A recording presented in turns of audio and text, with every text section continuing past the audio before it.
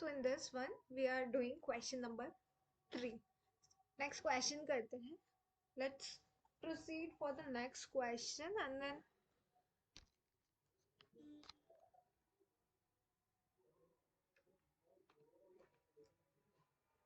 here we are doing question number 3. Question number 3 क्या बोल रहा है is that MNP Limited has declared and paid the annual dividend of rupees 4 per share. जो MNP Limited है that the same has declared कर दिया, paid कर दिया dividend of rupees 4 per share, that is exactly D0. तो हमें यहाँ से पता चल रहा है डिक्लेयर एंड पेड से. उसके बाद it is expected to grow at 20%. फिर कितना ग्रोथ है? There will be 20% growth for next 2 years. For next 2 years के लिए जो है ये there will be 20% growth and 10% thereafter. यानी कि थर्ड ईयर से it will be constant growth होगी. 2 ईयर्स तक 20% and afterwards to the infinity. मतलब दिया तो नहीं है बट इसका मतलब ये है कि 10% thereafter. The require rate of return of equity investor is, जो हमारा के ही है दैट इज द कोस्ट, जो हमारा फैक्टर है that is 15%. Compute the current price at which the equity shares should sell. हमें प्राइस कंप्यूट करनी है और वी कैन से हमें intrinsic value of the share compute करना है और हमें प्रेजेंट वैल्यू एन्युटी फैक्टर्स वगैरह भी गिवन है. तो this question seems easy to us for solving as well. So इसको हम currently कर लेते हैं this same. तो हम यहाँ पे कर रहे हैं question number 3 of study material. One thing which we don't want to say again and again, that is कि ये study material का question है, AFM paper 2 का है. One thing which we can see from here as well, नीचे security valuation दिखा है तो cost उसी का है and that is AFM का है, that is institute का material से है, तो we should not repeat the things again and again. Okay, so question number 3. यहाँ पे हम क्या करेंगे? कैलकुलेशन करते हैं सबसे पहले the present value of dividend for first 2 years. For तो हम यहाँ लिख सकते हैं calculation of the present value of the dividend for 2 years. That is for 2 years. Correct? तो here we are computing the same. उसके बाद आता है हमारा that is year, then cash flow, then there will be our cash flow, and उसके बाद हमारा PVFE, then हमारा present value. Okay, तो we are used to with this things. तो फर्स्ट ईयर में हमारा है 1. कैश फ्लो हमें डी, यहाँ पे हम थोड़ा स्पेसिंग कर देते हैं. हमें क्या दिया है? हमें D0 दिया है.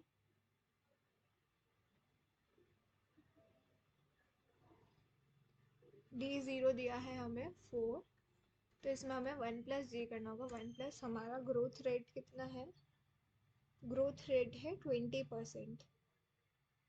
तो 0.20 अकॉर्डिंगली. और हमारा पीवी फैक्टर हमें क्वेश्चन में दिया है for first year, that is 0.8696. तो अकॉर्डिंगली हमारा आ जाएगा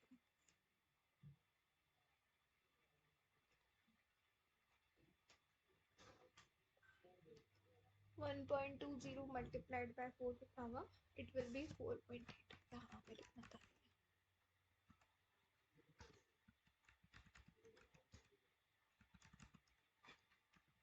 इट विल बी 4.8. इससे हम इसे मल्टीप्लाई करेंगे, then we will get the amount 0.8696. it will be 4.17408. Correct. अब हमारा आ जाता है नेक्स्ट ईयर का dividend, that will be 2, that will be 4.8 multiplied by, again there will be 20% growth for 2 years. 1.20 मतलब 1 प्लस 0.20 तो 1.20 आ जाएगा. मैंने डायरेक्टली उसे लिख लिया है। And then 4.8 multiply 1.20, it will be 5.76. What will be the PV factor for the second year that is given to us? That is 0.7561. 0.7561. We will multiply the same. 5.76 multiply 0.7561. We will get 4.355. और अगर हमें आगे लेना हो तो मतलब I think 3 decimal तक enough है, इसको इतना ही कंसिडर करते हैं। उसके बाद इसकी तो हमारी टोटल आ ही जाएगी, प्रेजेंट वैल्यू कितनी बनती है एंड ऑल सच। इसका हम यहाँ से बता देते हैं कि this we mean total actually. तो अगर मैं डायरेक्ट इसको MRC में डाल के करती हूँ तो एग्जैक्टली हमारी क्या आती है, 4.8 multiply 0.8696 M plus 5.76 multiply 0.7561 M plus, तो ये आएगा हमारा 8.52 आ रहा है फ्रॉम द कैलसी। ठीक है, ये तो हमारा आ गया, ये आ गया हमारा present value of dividend for 2 years। अब हमें क्या बोला है कि डिविडेंड की जो है ग्रोथ है आफ्टरवर्ड्स इट विल बी 10% हो जाएगी। 10% हो जाएगी तो हमें अकॉर्डिंगली टर्मिनल वैल्यू निकालनी पड़ेगी। तो हमारा टर्मिनल वैल्यू जो है वो निकलेगा किसका, सेकेंड ईयर का। Terminal value of second year will be what, terminal value of second year will be the हमारा D3 और divide by K minus G। तो अकॉर्डिंगली हमारा terminal value of second year 5.76 multiply by, अब हमारी जो growth rate है वो क्या होगी, D3 यानी कि D2 मल्टीप्लाई 1 प्लस जी। 1 प्लस जी यानी कि 10, 1 प्लस 10% या 1 प्लस 0.10, तो वो हम 1.1 कंसिडर कर लेते हैं उसको अभी। और फिर हमारा डिवाइड में चला जाएगा K माइनस जी। K हमारा कॉस्ट ऑफ इक्विटी हमें दिया है 15%, तो 0.15 लिख लेते हैं और माइनस 0.10, तो इट विल बी कितना हो जाएगा हमारा, it will be 5.76 multiply 1.1, it will be 6.336 divide में 0.15 minus 0.10, it will be 0.05। तो अकॉर्डिंगली हमारा क्या आ जाएगा, it will be R 6.336 divided by 0.05, it will be 126.72। तो हमारी आ जाएगी, this is what, this is the terminal value. But आपको इसको पीवी फैक्टर, इसका आपको पीवी करना पड़ेगा। तो जब हम पीवी करेंगे 0.7561 से, तो ये कितना आएगा हमारा 0.7561 सेकेंड ईयर के पीवी फैक्टर से करेंगे तो ये आएगा हमारा 95.82 कर लेते हैं। तो हमें पूछा क्या था, कंप्यूट द करंट प्राइस। तो जो करंट प्राइस होगी, the current price will be what, will be current price जो है, I suggest you that please refer the study material question because I have study material, that's why I'm not showing again and again.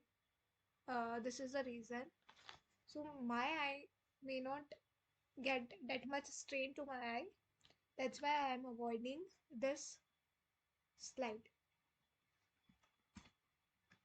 तो current price will be क्या होगी, it will B what, it will be 95.82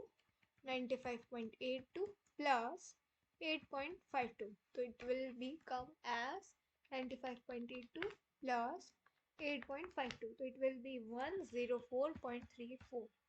ये आ रहा है, एक बार हम check कर लेते हैं पीछे का कोई कैलकुलेशन मिस्टेक नहीं होगी, तो ऑब्वियसली आंसर तो यही आएगा 104.34। ओके, तो हमारा आंसर मैच कर रहा है, आपको यहाँ से बता देती हूँ मैं।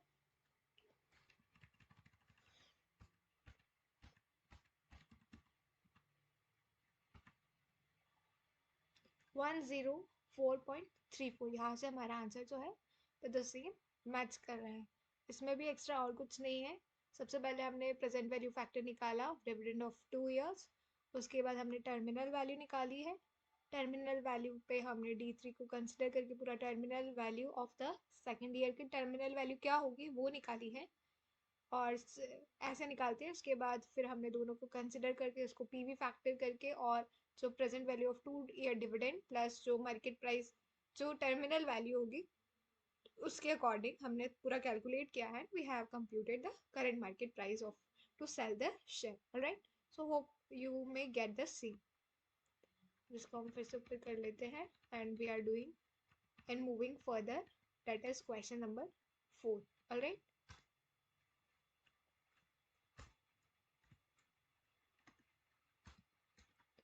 Question number 4। क्वेश्चन नंबर 4 किस बारे में बात कर रहा है? दैट इज,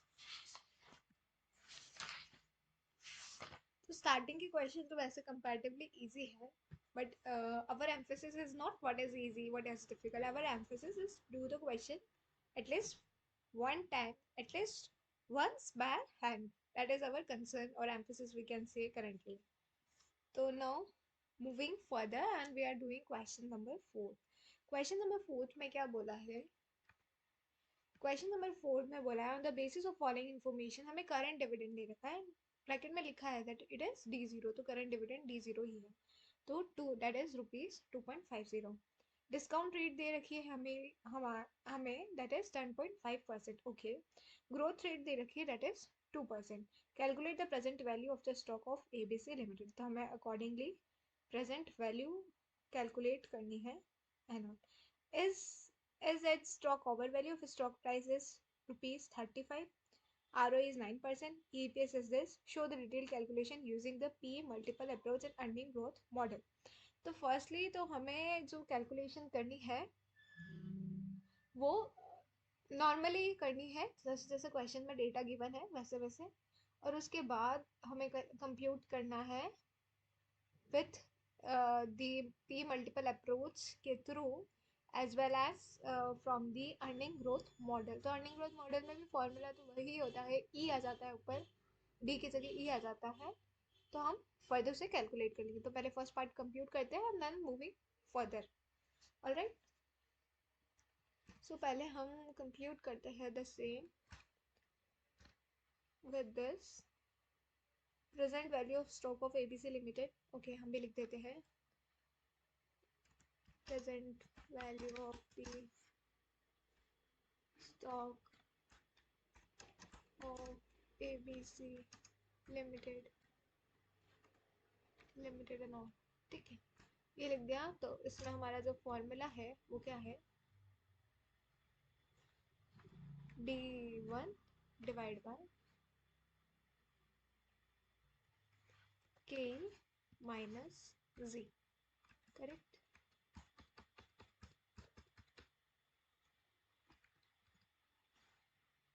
D0 क्या है? 2.50 डिवाइड बाय D1। तो D1 D0 we have 2.50, 1 plus G, 1 plus G कितना आएगा? 1 प्लस 0.02, तो वो हो जाएगा accordingly 1.02।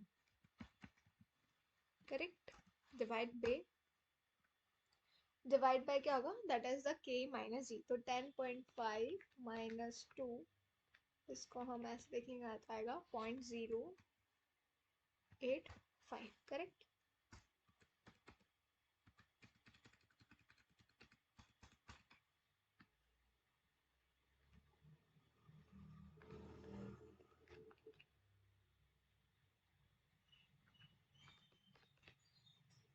Two point five divide by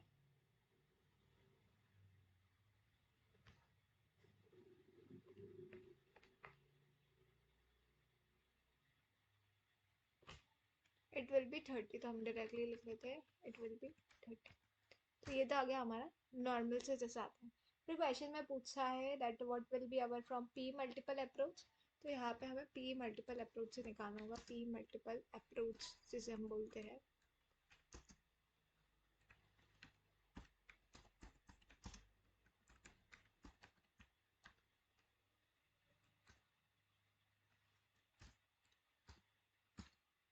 P multiple approach से हमें निकालना है, उसमें हमें दिया है स्टॉक की प्राइस 35, वो हमें कंसिडर नहीं करना है, वो ओवर वैल्यू है या नहीं है, वो हमें कंप्यूट कंप्यूट करके पता चलेगी। करेक्ट। तो हमें वो सारा जो डिटेल है that all will be come to us after calculating the same.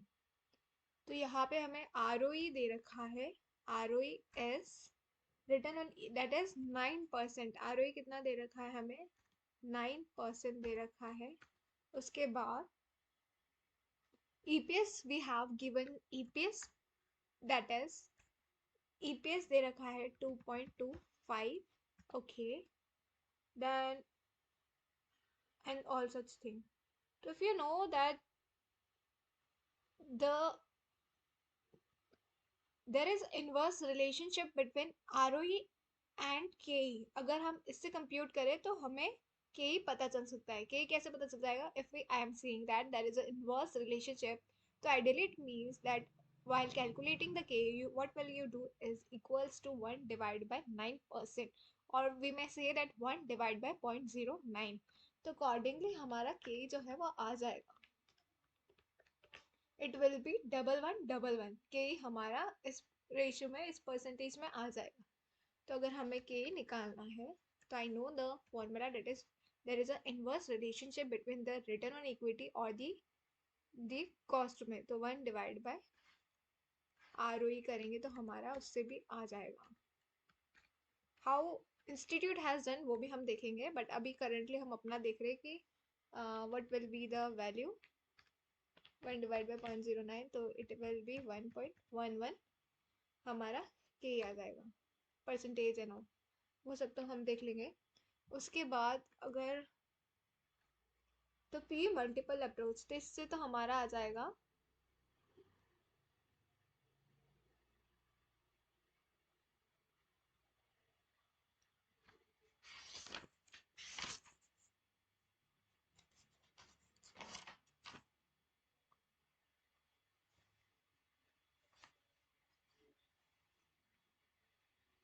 that is one thing which I written something wrong here is there is an inverse relationship between the P and the ROE, that is not K, that is P।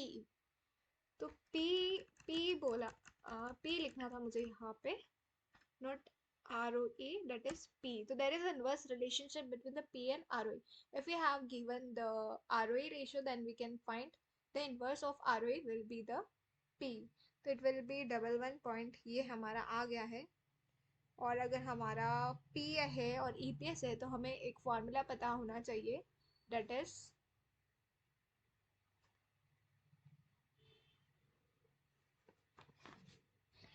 एक formula तो हमारा ये होता है,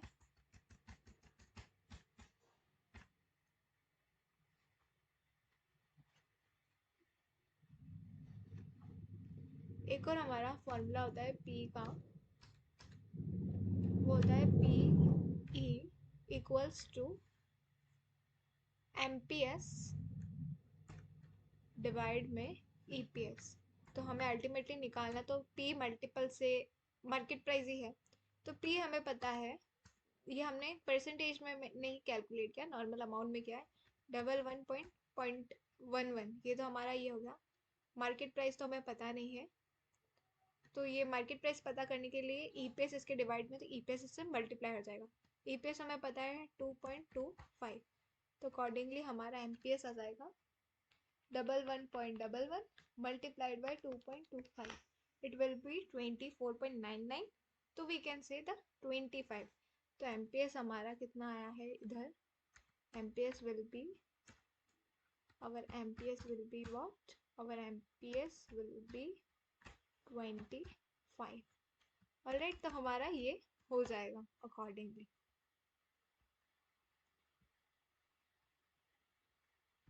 अब हमारा आता है द नेक्स्ट, तो ये हमने कैलकुलेट किया through the P multiple approach. Few things should be in our mind as we have already discuss question number 1, उसमें भी ये था, क्वेश्चन नंबर 1 में भी हमें ये बताया गया था दैट हमने जो डिस्कस किया था कि return on equity is equals to what, is equals to the EPS divide by the book value per share, वो हमने डिस्कस किया था। उसके बाद there is inverse relationship between the ROE and the P, तो इनवर्स दोनों में से किसी का भी जो दिया है उसका इनवर्स करेंगे तो रिस्पेक्टिव वैल्यू आ जाएगी। उसके अलावा we know this formula is P ratio is equals to P, इसको मैं लर्न कैसे रखती हूँ, पी को P is equals to MPS divide by EPS, because P और ई, तो P stands for MPS, E stands for EPS. ये the sort of technique I use to recall the same, we can say from the intermediate level. तो ये हमारा accordingly आ गया है। उसके बाद हमें अर्निंग ग्रोथ मॉडल से भी पूछा है। अर्निंग ग्रोथ मॉडल से जब हम मार्केट प्राइस निकालते हैं, हम बोलेंगे कि हमने प्राइस निकाली है from the earning growth model से, तो उसका फॉर्मूला है, पहले हम वो देख लेते हैं। अर्निंग ग्रोथ मॉडल से, अर्निंग ग्रोथ मॉडल से जो फॉर्मूला है that is E1 plus G divide में E1 प्लस जी, वही के माइनस जी, डिवाइड में वही चलता है के माइनस जी। तो यहाँ पे हमें E तो गिवन है क्वेश्चन में,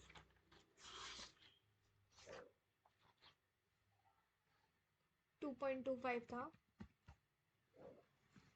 1 प्लस जी ग्रोथ रेट हमें दी थी क्या, growth rate will be same 2%, 1 वही मतलब 0.02 divide k minus g, k is what, k is 10.5 minus growth is again 0.02 और v में से 2, तो अकॉर्डिंगली हमारा आंसर आ जाएगा, it will B 2.5 2.25 multiply 1.02, it will be 2.295, 2.295 divide में 10.5 minus 2,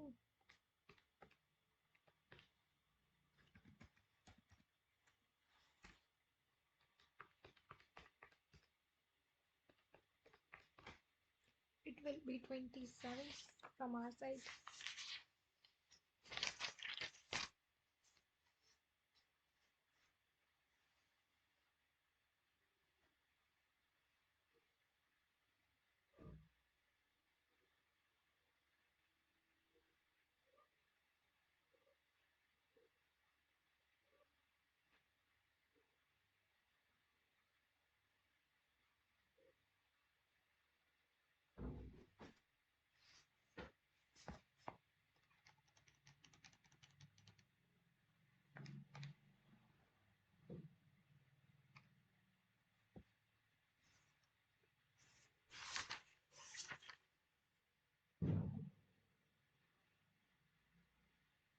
इसका जो फॉर्मूला होता है ना, that is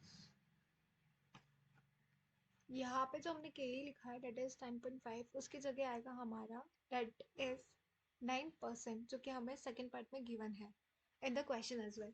But the thing which I want to write here as well, that is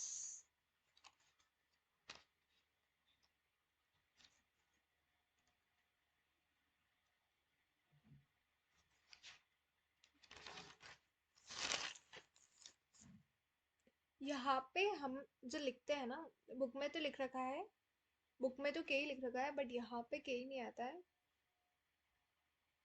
यहाँ पे आर ओ ई आता है, दैट इज आर ओ ई, कि रिटर्न ऑन इक्विटी कितना है आपका। तो आपका क्वेश्चन में रिटर्न ऑन इक्विटी हमें यहाँ गिवन है, यहाँ पे गिवन भी है, इंस्टीट्यूट ने अपनी उसमें लिखा है के, बट यहाँ पे आएगा that is R O E, ऐसा सर ने भी लिखवाया है, R O E minus G, E P S one plus G, E P S one plus G, we have did the same, फिर R O E minus G आएगा। While अगर हम institute का मॉड्यूल चेक करें तो इसमें के लिखा है इन क्वेश्चन नंबर 4।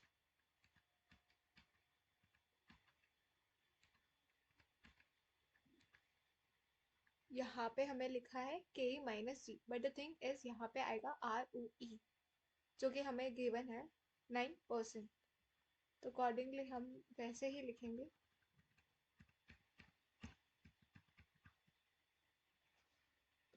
ROE, क्योंकि हमें जो सेकेंड वाली इंफॉर्मेशन में जो डेटा गिवन है डेट इज 9%, तो यहाँ हमारा आएगा 9% -2, इट विल बी 0.07, और अकॉर्डिंगली हमारी वैल्यू आ जाएगी 2.295 divide by 0.07, it will B 32.78। तभी हमारा इंस्टीट्यूट से आंसर जो है वो मैच करता है 32.79। तो हमारा इन रुपीज़ में ये हमारी वैल्यू आ जाएगी। ऑलराइट, तो हमारा फोर्थ क्वेश्चन भी यहाँ पे हो जाता है। एंड द थिंग इज, उसके बाद हमें पूछा है क्या स्टॉक जो है वो ओवर वैल्यू है क्या। तो हमारी जो मार्केट प्राइस है जो कि हमें क्वेश्चन में गिवन है वो थी 35, और जबकि हमारी इंट्रिंसिक वैल्यू जो है वो है 32.79। तो हम बोलेंगे यस स्टॉक जो है वो ओवर वैल्यू है, मार्केट में प्राइस ज़्यादा है। मार्केट में प्राइस ज़्यादा है तो हम क्या करेंगे, और सेल करेंगे द सेम। जब हमारी मार्केट वैल्यू ज़्यादा होती है तो हम सेल करेंगे, we not invest. Is is it stock over value, तो यस ओवर वैल्यू तो है, बस उसके अलावा और कुछ पूछा नहीं है। एंड ऑल, तो एक्चुअल स्टॉक प्राइस हायर है, hence it is, actual stock price जो है वो हायर है, तो yes hence it is over value. Alright,